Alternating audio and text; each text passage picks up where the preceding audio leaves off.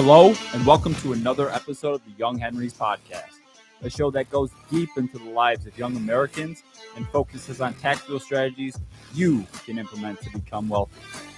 There is a blueprint for success in this country if you're willing to listen. Coming to you from Houston, Texas, my name is Mark Roloff, and I'm sitting at a comfortable distance from my co-host, Bryant Roloff.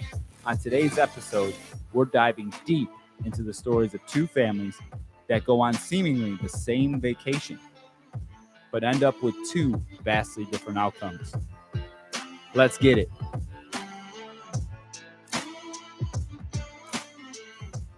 Have you ever found yourself looking at your bank account and wondering where all your money went? Not quite remembering all the expenses and purchases you made? Thinking to yourself, this cannot be right.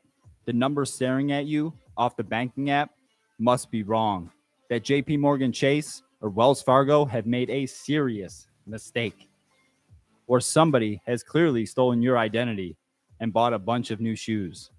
Because there is no way that you only have $8 left in your account. The fact is that your spending habits have taken your money and that your lifestyle has taken your money. Don't forget about the $60 meal you bought for the family at Five Guys. The meal that you can now barely remember. And the only thing you have to show for it is the love handles in the back and the low bank account staring at you. Personally, I want to know why Five Guys is so damn greasy. The day is filled with hundreds of decisions, and the temptation to spend is pulling at you all day long. Leave the house hungry, and you can't drive 3 minutes without passing a fast food restaurant that's calling your name. McDouble, Bryant, buy me. Targeted ads on Facebook, Instagram, website banners are all a part of a well-designed system specifically designed to detach you from your dollars. Don't you find it weird that if you're talking about a kayak in person, that the next time you log on to Facebook, you have an ad for a nice kayak? Being alert like a gazelle on the Great Sahara of Africa is how to approach the day-to-day. Focusing on the small decisions will lead to a huge impact in your financial future. Let's welcome tonight's guests. All right, let me know when we're live. You're live. Oh, hey guys. Welcome to the Young Henrys Podcast, episode 2, where if you know what day of week it is, you're not working hard enough. Thank you for joining us. I'm Bryant Roloff. I'm here with my co-host, Mark Roloff, and we're live here in Houston, Texas, bringing you episode 2, which is going to be about defensive strategies. So we talked about offense and defense last week, and we are going to concentrate a little bit on the defensive side of the ball. I remember my dad would always talk about how football was better 30 years ago when games were like 9-6, and it was just these huge defensive battles. And of course, that is entertaining to a certain generation. I like offense. We will talk a lot about offense in podcasts to come. But defense is ultimately what wins championships. It's really, really important, although not as entertaining. We definitely make it entertaining here, and we'll talk about some specific strategies you can take in your defensive journey and how that will help you gain financial independence, gain your independence in a way that you would never suspect, because it builds a lot of great habits that will actually translate when we start playing offense. But what's defense to you, Mark? And defense is literally keeping what you make. Yeah. Like keeping that money that you're bringing in, you're working hard for it, keeping that money and then putting it into the offense, right? Like it's terrible if you don't save and then reallocate that money and you just spend it, because everybody's out to get your money. Every marketing thing you hear on the radio, all the way through TV, Facebook, everything, they're out to get your money. That's what they're trying to do. So it's your job to protect that money. Absolutely. We want to protect and we want to make sure that we keep that money so that we can, of course, put that money in to work for us think about money as little soldiers. And we want to send those little soldiers out to battle for us. So we need to protect them so that they can go out and go to battle and ultimately be able to win out more money. So they're going to make little babies once they go out into the field, but we need to protect them. The ones that we work so hard to make, we want to protect them and make sure we keep as many of them as possible. A lot of people call this protection or this defense sacrifice, right? So we think about sacrifice as a negative thing, and I have done some research for the episode and just in general, and I've been reading a little bit in this book by Heidi Grant called Reinforcements. And she talks about where this idea of happiness came from, because we talked about happiness last week. And I think it's important to focus on happiness, as that is the ultimate goal. It's not to be rich just to be rich. It's to be rich to have more time spent with the things that make us happy. And so what was the goal back 100 years ago when they kind of thought about, they had some time to think about what happiness was and what the meaning of life is? I think we can kind of think back, before we go into what these psychologists say the meaning of life is. But, just as you haven't done the research, Mark, what is the meaning of life for you? And what do you think most people would say the meaning of life is? I think the meaning of life's all about family. I think you look back through your family lineage and, every generation wants better for the next. Your grandparents wanted better for your parents and your parents want better for you. And really you should look at, where your family has come from and then try to cascade yourself forward and to better yourself. You're not doing them justice by basically spending your money on these frivolous things. You want to build net worth and build value. And I really think it comes down to family. Like at the end of the day, like as a young man, you're building net worth, you're building value, basically to provide for me, it's a future family, right? It's one I don't even have yet. Where are they at? Yeah, you got no kids. But yeah, so I mean, I think it's, the meaning for me is growing and building myself up to the point where my kids have it better than I did. And inherently my parents did.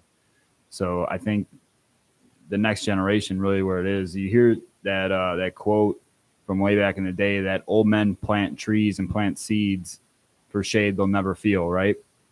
And like I think that's a big thing for me, is like you're building something that you may not fully see it by the time you pass away, but the next generation will, and giving back that way. Yeah, that's a really good take, and that leads into sort of where we are with the psychology of being happy. It's back in the day, people obviously thought people wanted to be happy. That was the point of life. And there was a psychologist, Sigmund Freud, maybe you've heard of him, but he said that human beings wanted to approach pleasure and avoid pain, period. Full stop. If something feels good or gets us a feel-good reward, we do it. If it hurts, we don't. So going back to your family analogy, does that add up to what we would normally do in life? Yeah, absolutely not.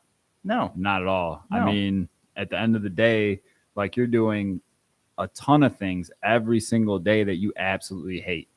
It's like you're going to work at a job that you really don't like. Right. Granted, you may be good at it or like certain aspects, but it's like you're forced to go there, but you're trying to reach an outcome. So for me, it's like the job is worth it because it's helping me get towards my goal, right? And like as I build investments and things of that nature, I feel more free. But yeah, you're doing things you don't want to do all day long, every day to support that family. You know what I mean? Right. And to support that purpose, the impact. And so later, there was a psychologist by the name of E. Troy Higgins that came out with a book that's called Beyond Pleasure and Pain.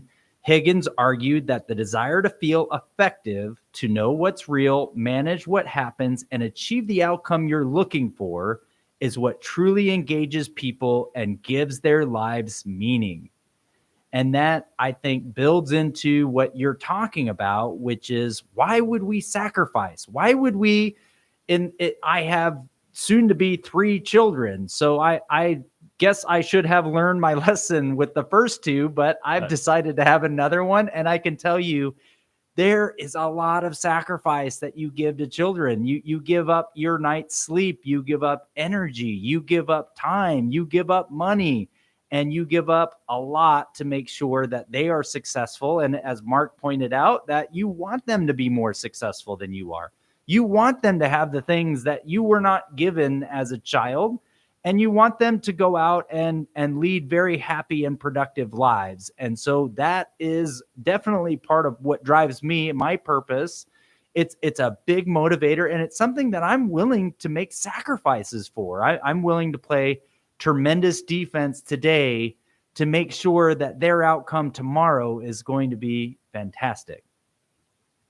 Man, you got to appreciate that for sure. Like, I mean, you're definitely sacrificing like your back room in your house. Right. There is at minimum 4 doll houses in that thing at huge. any one time.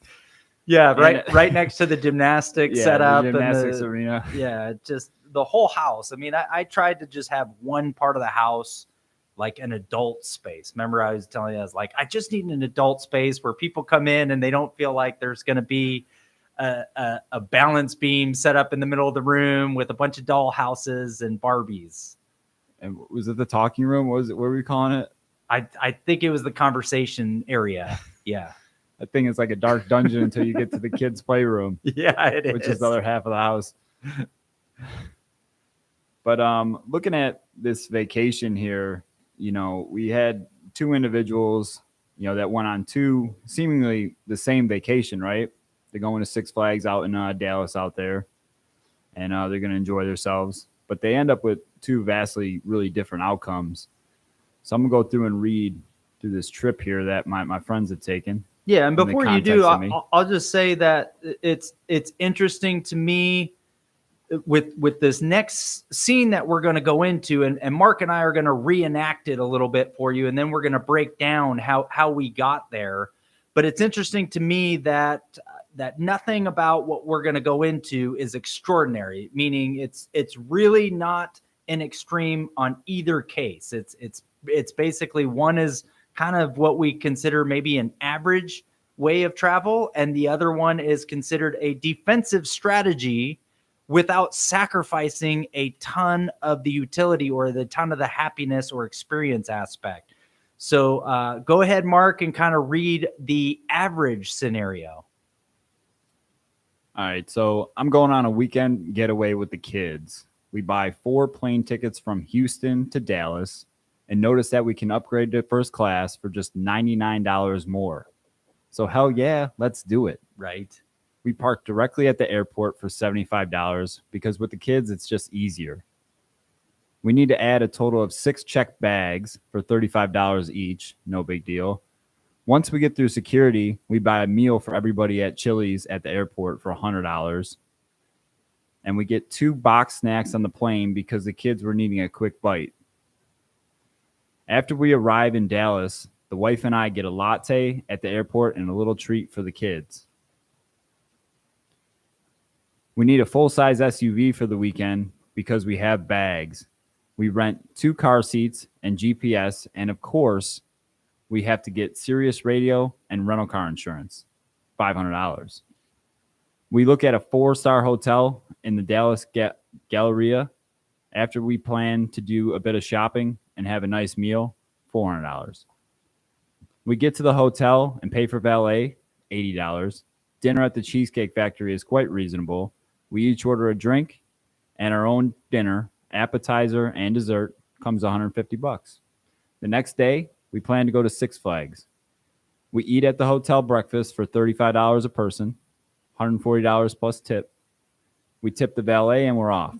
Parking at Six Flags is $50 per preferred, but we want to be up front. Day tickets to the park cost us $240. Sodas for all because we're thirsty costs us $100. Lunch in the park is another $100. We buy the fast pass for everybody, which costs us $300. I mean, we're trying to enjoy the rides. Just a few souvenirs for the kids cost another $75. Commemorative pictures of us going on the Texas Giant roller coaster, $25. Well worth it. Some carnival games, $50. That night, We want to treat ourselves. So far, our meals have been pretty reasonable. And what the heck? We're on vacation. $300 at Morton's Steakhouse. Breakfast and lunch the next day cost us around $280. Our total price for our trip, $4,688. Nothing to it. Bada bing. We're on right? vacation, baby. It's a vacation. It's a good time. They're going out to eat a little bit, but I mean, you're talking Chili's, Cheesecake Factory, right? Go splurge a little bit at Morton's, but nothing outrageous there. You know, go a day at the park, some fast pass, a little bit of hot dog and sodas, right? No big deal.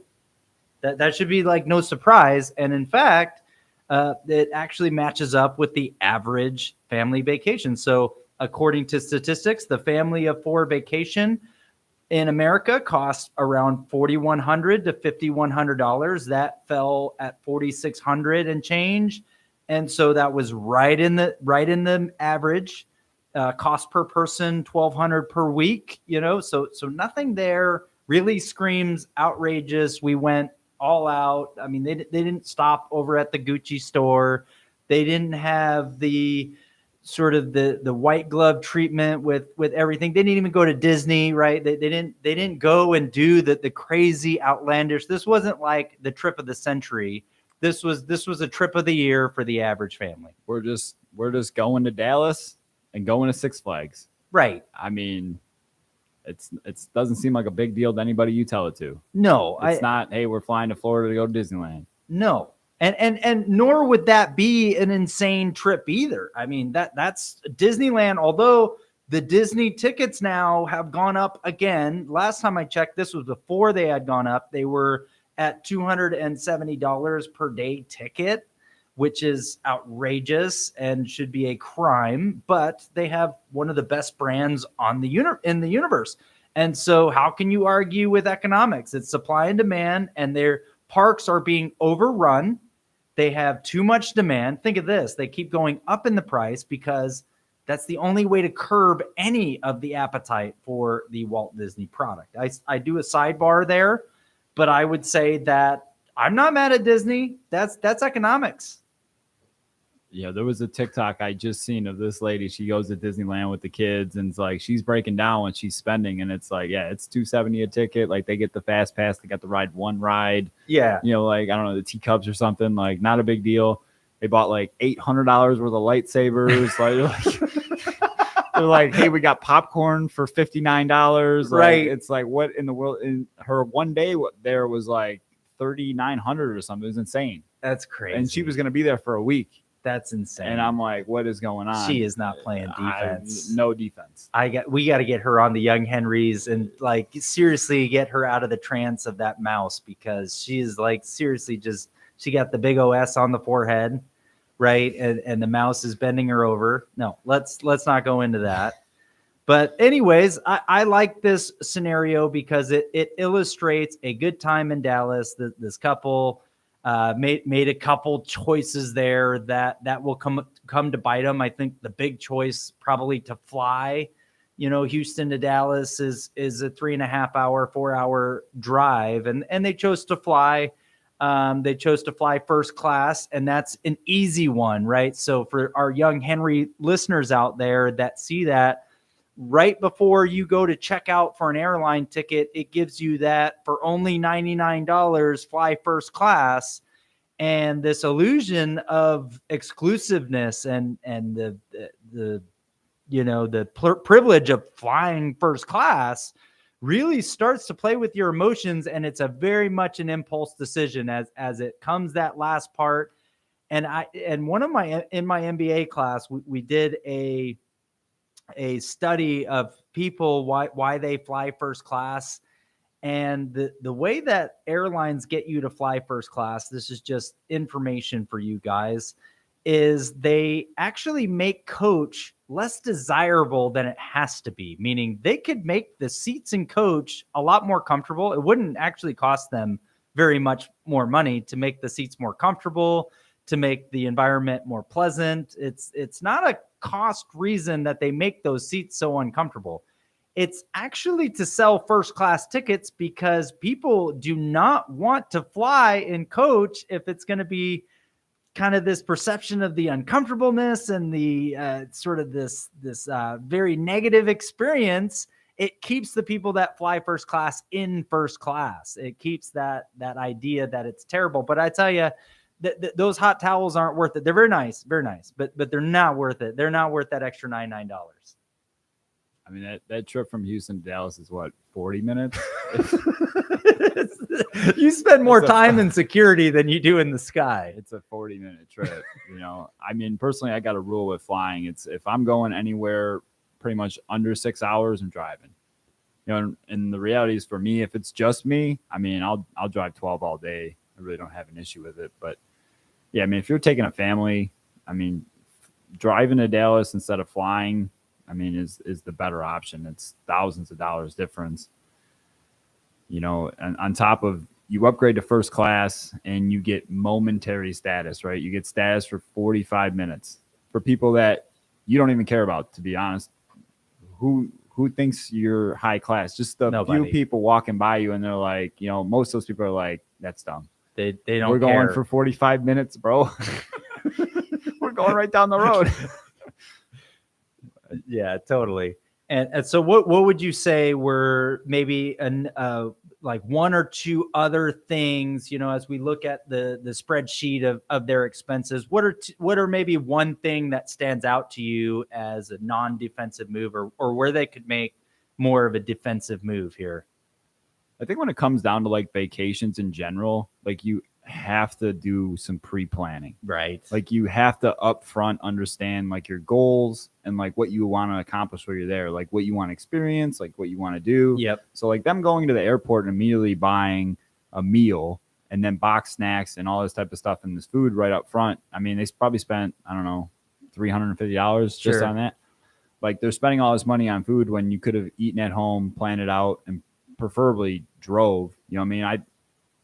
For me, like I feel like you're going to get a better experience driving to Dallas with the family as opposed to flying. You can't really communicate with each other. You're not playing any road games. Like I feel like you'd get a better family experience driving. But yeah, definitely not planning. You're talking about like then you got to rent a car, then you got to, you're renting out your valet parking. So definitely the food in general. I mean, the breakfast at the hotel is a little extreme for $135. That's what they get you for. You go to a Marriott, like it's literally like $35 a plate. And kids aren't eating $35 worth of food. They eat like a bowl of cereal and one pancake if you're lucky. So yeah, you're paying way too much to eat at the hotel, but it's the convenience. Again, it's the not planning. I 100% agree. It's the forethought of not planning and just having some luxuries of convenience. And that's really what creeps up on people when they get outside of their home element. They forget about playing defense on the road. But like the football analogy, you got to play defense at home, but then when you go away, like you got to rely on that defense too. You got to get sacks. The three worst words on vacation is we're on vacation. Right. Like immediately your diet's going to shit. Like, your budget's going down the tubes. Like, hey, we're on vacation. Right. Joe gets me with that all the time. Come on, man, we're just on vacation. Next thing you know, 6 beers later, I'm eating nachos and I'm done. That's what I'm saying. The diet's done, alcohol's in, and I'm spending money I shouldn't. All because Joe said 3 words. That's what it is. All right, so let me go through the Young Henry family, and let's see a little bit of difference here between the two families. So the Young Henry family of 4 drives the Escape, very economical vehicle, to Dallas using eco mode at 30 miles to the gallon. At 6.5 gallons of gas, they are looking at about $42 in gas. Not too bad. We pack the cooler of a mix of healthy snacks, sandwiches, fruits, and fun stuff like candies, chips, and sodas that probably they don't normally consume. It says we're good for lunch and snacks until we arrive in Dallas. They find a car and a 4-star hotel in the Dallas Galleria, maybe even the same exact hotel as average family. but they get it at 60% off with the cost, which costs them around $200. They do that by using discount sites like Priceline and then going to the activator, which they call what is that Priceline where you can't see the name of the hotel in there? No one even knows. Okay, nobody even knows, but there's this tool that you can go there and you click it, and it's like you don't know the name of the hotel, but you know the area and the star rating, and then all of a sudden they give you like these 60% off prices. So that's what they did. William Shatner doesn't even know. He doesn't know. Nobody knows about it. It's this mysterious thing, but it works. And then they notice there's a valet. Okay, valet is the big like, whoa, can I get better parking than valet? Because valet is not only expensive and has a nightly cost, but there's also a greasing charge, which is that little Brian Greasy offense where you give them $5, to kind of take your car, and then you wait 10 minutes to get your car back and you give them another $5. So we see the valet, but we are Young Henrys and we already dismissed this as an option. It was never even really an option.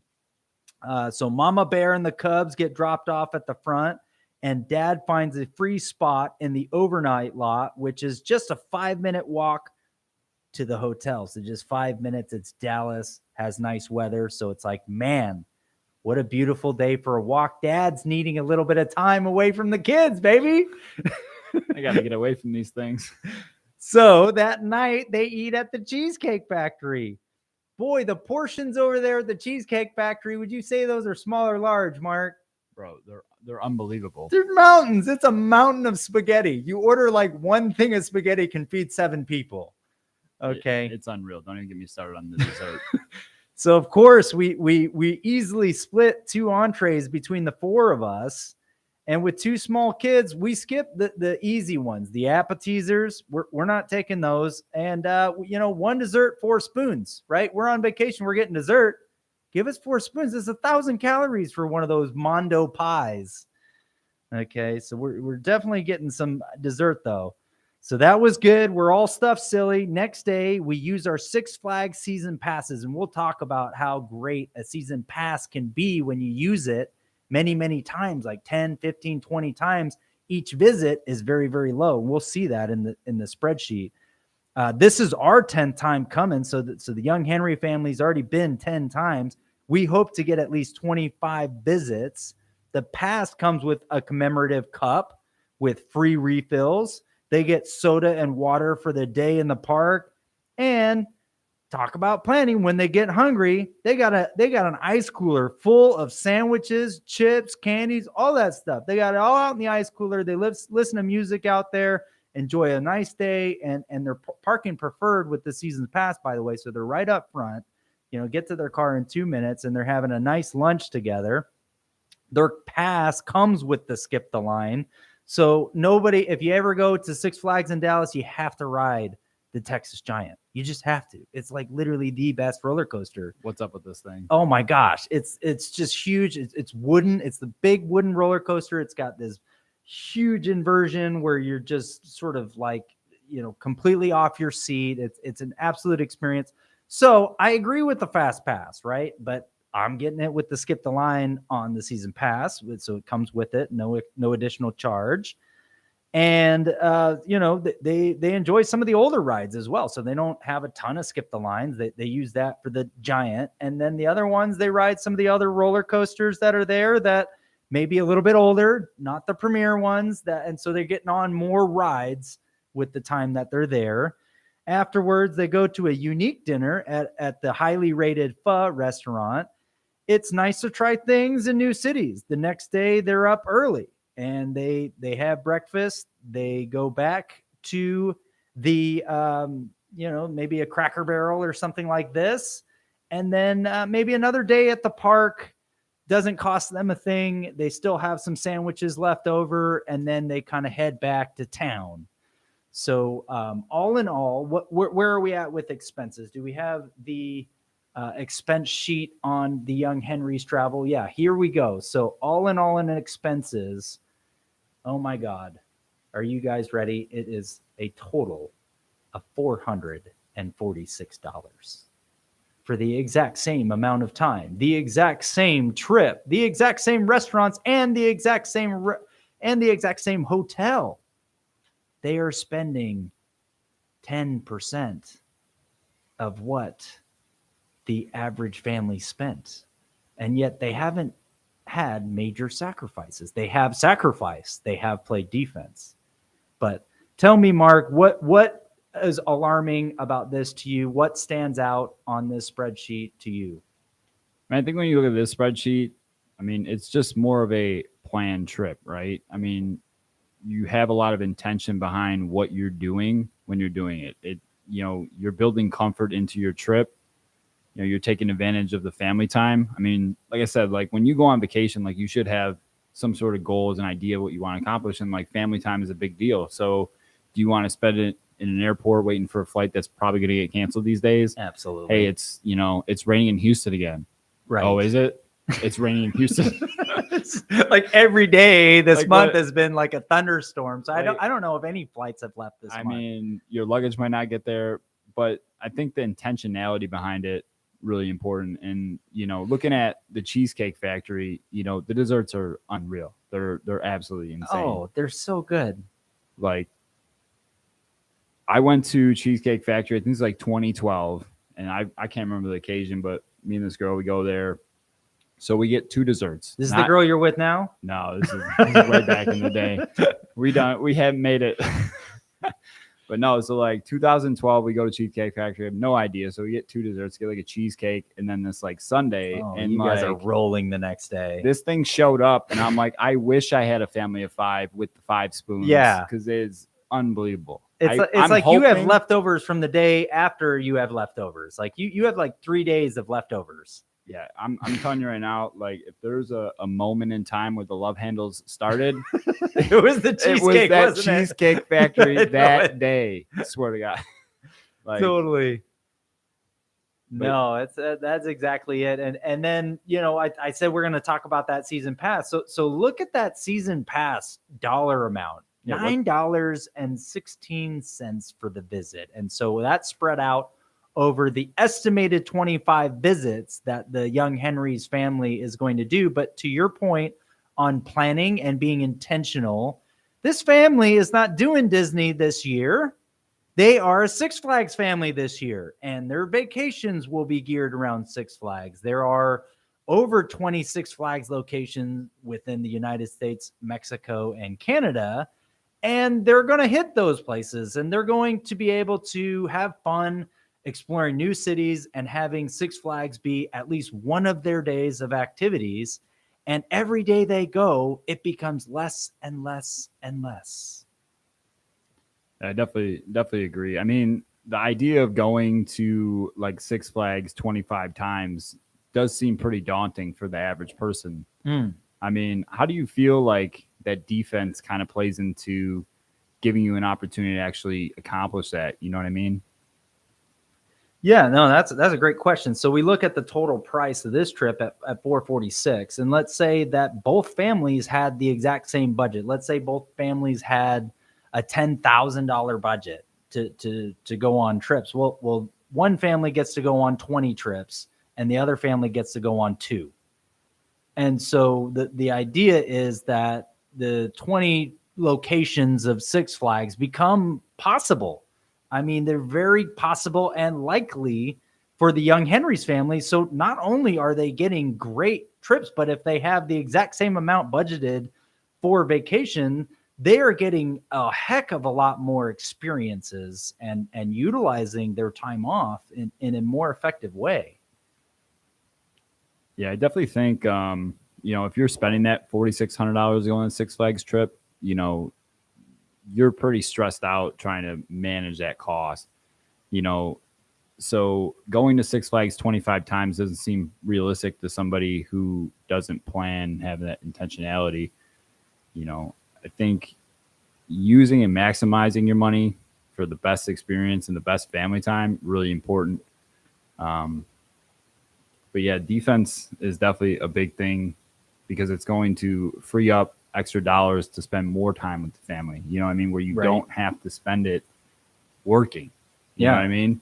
like to take even 10 trips at $4,600, I mean, is not going to happen. No. You know what I mean? So you're sacrificing time with your family on these small luxuries, you know what I mean? Or comforts, I guess, you know, and technology just continues to make it easier and easier.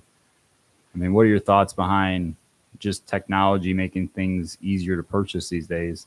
Yeah, I think that it's making things easier to purchase. It's also making things very transparent, and that goes back into the planning aspect. Is pretty much anything that you do nowadays, you can look at prices, you can compare.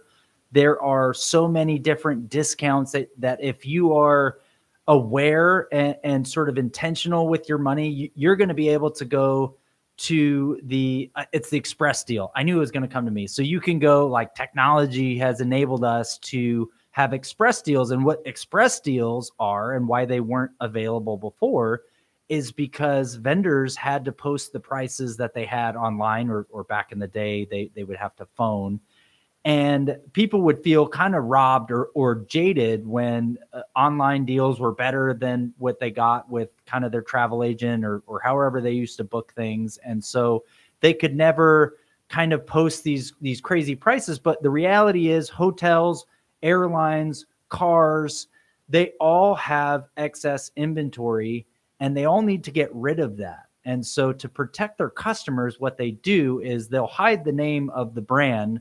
So therefore, Marriott's not advertising they have a $50 a night rate. You can never get a Marriott hotel for $50 a night, but you can book a 3.5-star hotel in a certain area that if you win the bid, it could end up being a Marriott that someone else booked for $200 a night. So what does that feature? You're like literally bidding like an eBay type of thing? No, it actually gives you, so you can. So Priceline initially was something where you could just bid, and I've done that too. That takes time because they could reject it, and then you got to bid again. There's a whole process. So the express deal kind of just says, hey, this mysterious hotel that we won't tell you the name of is giving a price of $50 a night. It's usually $150, right? You're saving a boatload of money. Do you want to book? And for most people, they're like, absolutely not. I don't know what that hotel is. I want to book this hotel in the same area that's a 3.5-star for $150 a night. And so what ends up happening is the person that takes the risk and books it on Express Deal gets the exact same hotel for, a third of the price. That's insane. But to your point, technology has enabled us to do a lot of that. There's another thing that I recommend is travel reward points. I use all kinds of travel rewards. I'm signed up with a bunch of stuff. I work, so I'm with Marriott. I have their rewards. I actually have a lot of airline rewards. Alaska Airlines, I have a buy one get one every year. We've literally flown the family to Hawaii like 8 times in the last 10 years. With buy one, get ones. It's insane. And so there's these just great rewards and all this great travel that you could have for very, very good prices if you're intentional with it, if you are flexible with your travel and willing to sort of make a few sacrifices, not a lot, but a few. I think sacrifice is a big thing that a lot of people just are not willing to do. Mm-hmm. Like they'd rather have that momentary comfort than actually do what I consider the responsible thing, but they'd rather have it now and easy because they see everybody else. That's what everybody else is doing. But just because everybody else is doing it doesn't make it right. Focusing on your own path and your own defense, is really important. You look at time and they say time is money and money is time. But I think, you have to take your income or whatever you're making and really figure out what you're making after taxes. Like, let's say your check is, assuming you're $40,000 a year, after taxes, you're really making $15.50 an hour. That's what you're making. That's crazy. After the government takes their piece, right? So you have to start looking at everything you're buying through that lens of, okay, the gas for the car, at $45 is actually costing me 3 hours of my life. Yeah. And really, I mean, you're only working 5 days a week. You're only working 40 hours. So it's really that 1 hour of work is like 4 hours of life. You know what I mean? Yeah. The 168 hours in the week, you're working 40. So really that $45 worth of gas at $15 an hour is like, I guess it's 12 hours of life. You know what I mean? Yeah. So you have to start looking at frivolous things that you're buying, whether it's you're buying fast food or you're buying, you know, the extra stuff at Cheesecake Factory. Is it worth that much time of my life? Or should I save that money and do something a little bit better with it that's going to generate a little more money for me down the road? Yeah, that's an interesting concept. There was a movie about this concept that came out maybe 10, 15 years ago. It had Justin Timberlake in it. You see this? I forget the name. But essentially, they each had these wristbands, and it was connected to time. There was time on each of these wristbands. And so what had to happen was if they wanted to buy milk, egg, cheese, bread, anything that you would normally use money for, they used time. And they would give certain quantities of time for this stuff. And essentially the poor people had very, very little time. So the risk of dying was like a major part of the movie. Like, because you could literally run out of time, and you had to like borrow time from friends, and they would just like transfer this util of time. And they would like, you know, living paycheck to paycheck had a different meaning. Yeah, no, for sure. There was, I think one part of the movie, they're working in a mine and they get their little check, you know, they add their money. Yeah. And like they go to the bread line or whatever. And the guy's like, hey, bread's going up. And everybody's like, are you serious? Yeah. I got 8 will minutes die. left here. I just want some bread. Yeah. So I think that's an interesting concept, because that is definitely more of a straightforward way to look at these expenses. And I believe that if that were the case, people would be a lot more cautious about it. But of course, we have a transfer of goods and services through a medium called the dollar. And that is almost like, I mean, the dollar is still an emotional device. Like, that's why casinos have you change your dollar to chips, because it's still emotional, but it's not as emotional as time, right? Time seems more emotional to people, and it is, rightfully so. Time you have to work means time that you don't get to spend with your kids, or time you're not on vacation. And so that's got to be played into it. So let's talk about some of these other statistics as we start to wrap up here. But the ones that I want to talk about are, how much time are we spending on vacationing and fun stuff? And are we spending enough on those things? What's up with that? So what's up with that? We have only 48. So let's start with this. We have 11 paid vacation days per year on average. 11. That's not very many. It seems normal, though. And I believe I'd have to go back to where I found the statistics, but I believe that includes Christmas and Thanksgiving, which would be even sadder. Out of those days, so you think about 11 days, and you think about the Young Henry family having the ability to literally take 20 vacations with that budget, if their budget was $10,000. So they have the ability to travel quite a bit. Out of 11 paid vacation days, only 48% of workers use all the allotted PTO time they have. 48%. Only 48% can use 11 days. Can you imagine that, Mark? No, I believe it. I'm one of those guys. Holy cow. I didn't take any vacation for years. I mean, they used to let you cash it in at the plant. So I was like, so I wouldn't take any, and I'd be like, this is like car part money. I'm going to buy some car parts, like just the most, frivolous thing. I still have the car the parts went on, so I'm like, that's all right. But, I didn't take vacation forever. When we went to Miami, like, I don't know, 2-3 years ago, that was the first time I was on a beach.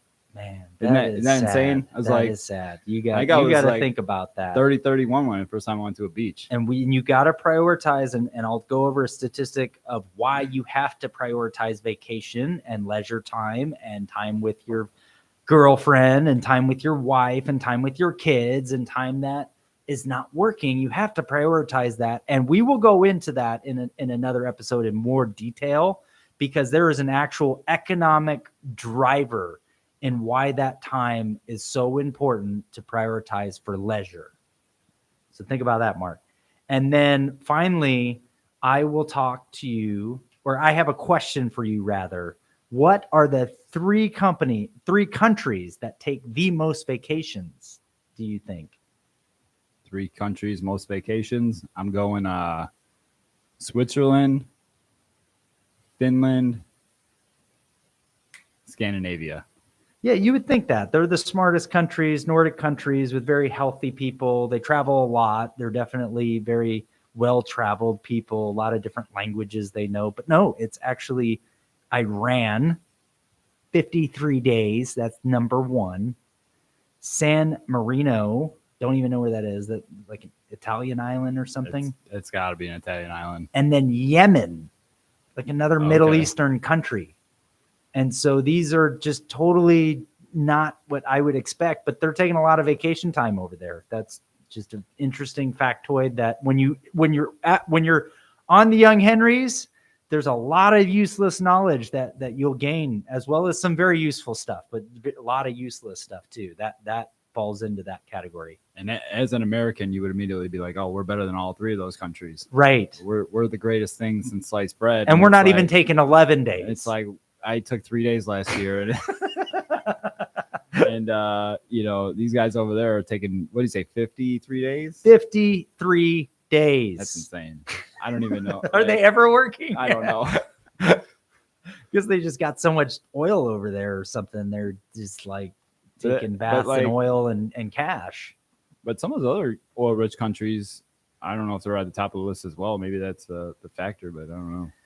And maybe so. Maybe so. So the finale of all of these statistics are that the United States takes 1 to 2 family vacations. We've talked about that. And here's where this starts to matter to your health. The European Society of Cardiology says, after tracking 1,200 men, get this study, 1,200 men for 40 years. The study went on for 40 years. It concluded that men who didn't use up all of their PTO had a 37% higher chance of dying, death. I'm not feeling good about that stat.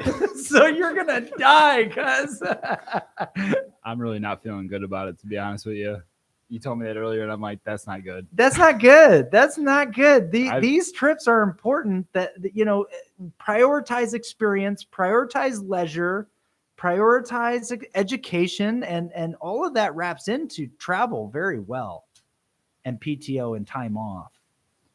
Yeah, I'm better now for sure. I definitely put more focus on, going on vacation and taking more time. But like when I was young, it did not happen. So I didn't have this advice. That's the Young Henry. We're all learning. So, Mark, why don't you go over your key takeaways from today's episode, and what should the learners kind of do? Call to action here. I think it's really about looking at the small things and planning out your trip, and really just in life in general.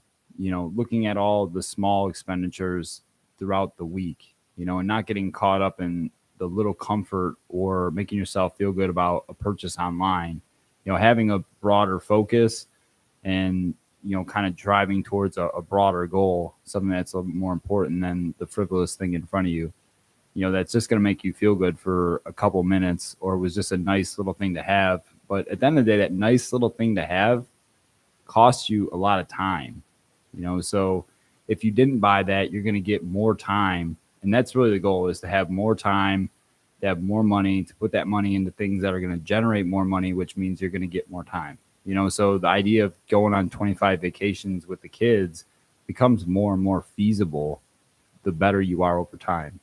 And it's all about consistency. I think, anything's a good idea if you do it consistently. It's like working out, right? Like everybody's like, oh, Atkins or keto, or like, hey, this meal plan, or like, just eat white sugar. Maybe not the white sugar, but everything kind of works if you stay consistent at it and keep doing it. Right. So it's like you talked about last episode, building habits. I mean, habits are a big thing. So like the Young Henry family, they have these really good habits. They plan out this trip. They've spent really quality time together, and then you have the other family that, is kind of, it seems like they're flying on the seat of their pants. Like, oh, we got first class here. Right. I am the man. All right, I'm the man. We got first class. We're going to ballet, and like that momentary stuff, a month down the road, that guy or that gal that are doing their finances, they're looking at it like, maybe we shouldn't have spent so much money on that trip, Right. but it's too late. So my takeaway is really, planning and having those good habits and keeping an eye on the small stuff. 'Cause that stuff does add up, Yeah, no, that's well said. And I know that it's tough. It's tough when you have. I used to work in sales, and I remember that people would come to Alaska. I lived in Alaska, and they would come off the cruise ship, and I'd get them every time because the dad would be there with the mom, and the kids would be sort of nipping at the heels, and I would be selling them something that they couldn't afford and that they probably shouldn't be buying. But it had this impression of like, hey, dad, like, don't get cheap on me now. Right. And he's there in front. Those 3 words, we're on vacation. Yeah. Yeah. And so it's like, come on, dad, break out that billfold. It's time to have some fun. And this enthusiasm comes out, the little machismo, right? I'm in front of my wife and kids. I'm going to show them I know how to spend. And that's where that impulse buy comes in, and they end up spending a little bit more than they probably should or wanted to. And that's where the intentionality and, like you said, kind of the evaluation of stuff comes in handy. And I think about cost benefit analysis. My training is in economics. I'll bring up a lot of economics type things. But very simply, if I am faced with a decision that's going to cost me money, I quickly do a cost benefit analysis. So one thing that strikes me as low hanging fruit is parking. Parking's one of those things that you're frustrated. You may have sat in traffic to get to the event. You may have some luggage and some other variables in your car that you need to think about. You need to be close to the front. And so in order to achieve your goal, you see that big, flashy, big sign, valet, or you see a parking garage for $25 and you think there's no other way. And let me tell you that most times, many, many times, sort of dropping off what you need at that location, if you have kids and a family, that's definitely relevant. Dropping them off at front and going and swinging around and trying to find parking at a different location that's going to take you, between maybe 5 to 7 minutes to walk back to where you need to go. That 5 to 7 minutes, if you calculate, like Mark was saying, $15 an hour is what you're making, and you're going to save $25. You're essentially saving an hour and a half by walking 5 minutes. And so if you really did the cost benefit analysis of that, that's a no-brainer. And you're getting some exercise. And it's a beautiful day because it's Texas, baby. Okay, so here's my key takeaways. So I say on travel, go ahead and use travel rewards points, use credit cards, use the reward systems that are out there, pay them off. Do not get into credit card debt. That's not what I'm saying. But I am okay with responsible management of debt, paying off that balance every month and taking those rewards. They are great. And if you travel a lot and know how to use them and are intentional, they can be really good. Then book entertainment in advance. We talked a lot about intentionality, finding good deals, finding good entertainment that you want to go see and being intentional. Don't be that guy in front of me that I'm going to be like, hey, don't get cheap on me, bro. Right. Like you got your wife and kids here. Don't make you look ridiculous. So book that in advance, book that tour in advance, plan meals. Let's go ahead and have that sandwich in the cooler. Let's have those sodas and all the drinks and pops and candies and whatever you want. Have that. But let's buy that in the grocery store and not at the point of sale at one of these big event centers that are going to charge you a big markup. Take the car where it makes sense. We saw that. It was a big deal. Take the car if it makes sense. Season pass options can be huge. Obviously, spending $9 to get into Six Flags instead of spending hundreds of dollars is a better deal. So there's a lot of season pass type options. If you're going to be intentional and use them and plan out your year to use them, then they can make a lot of sense for you. And then finally, I will say, if it helps, sometimes I just keep a fixed amount of cash either in my mind or in my wallet. So I will keep $100 bill sort of in my mind and say, I will spend $100 today. I'm not a big fan of budgets. I'm a big fan of habits, but I like just round numbers in my head. And I think $100 a day feels good to me. I can kind of process what I can buy. Maybe if I have a little bit or a lot left over, it's a nicer meal than Cheesecake Factory comes. You got to in. have a limiter, Yeah. Don't limit yourself. Can I blow your mind for a second? Yes, please. So we talk about the small things, but you look at these 2 trips, and let's just do some of the math. So the difference in these trips, $4,688 for the couple number 1 versus the Young Henry couple who spent $446. That's $4,222. That seems like a big enough dollar value, but let's say you actually took that money, put it in the market, just the stock market. You put it in a mutual fund, you forgot about it. The market has done about 10.331% over the last 100 years. If you just left that money, let's say you're 35 when you went on this trip and you left it to 65, that money becomes $80,598.48. Wow. 80 grand. That's crazy. That's wild. And you flew first class. You were in first class, baby. So I love where your mind's going, because that's where a young Henry's mind goes, is quickly like, okay, if I save the money, what can I do with it? And now we're going to start talking about offense. And I think that's a good segue to pitch to some later episodes, because I think given that $4,000 mark, put it in real estate and we'll show you how to make that into much more than 80,000. So there's a lot of different offense that we're going to go into. Really, really cool math that you did there. Yeah, absolutely. I mean, on our next episode, we're going to talk about some extreme defense in the form of just paying down the debt that you have.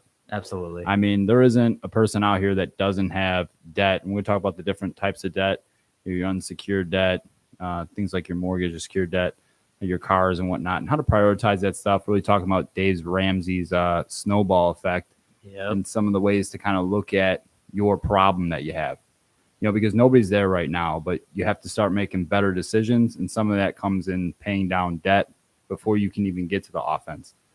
Because if you're paying a huge interest rate, you're not going to outperform what you're putting out. So we're going to look at that on our next episode. Oh, that's going to be important. Guys, make sure you tune in weekly, subscribe to the channel, make sure that you guys are getting the updates when we push these things out. We'll try to be as consistent as possible, but that next episode, that's going to be the defining moment of defense, some very tangible skills that we'll be able to give you guys. So please tune in next week for that. All right, we'll see you guys.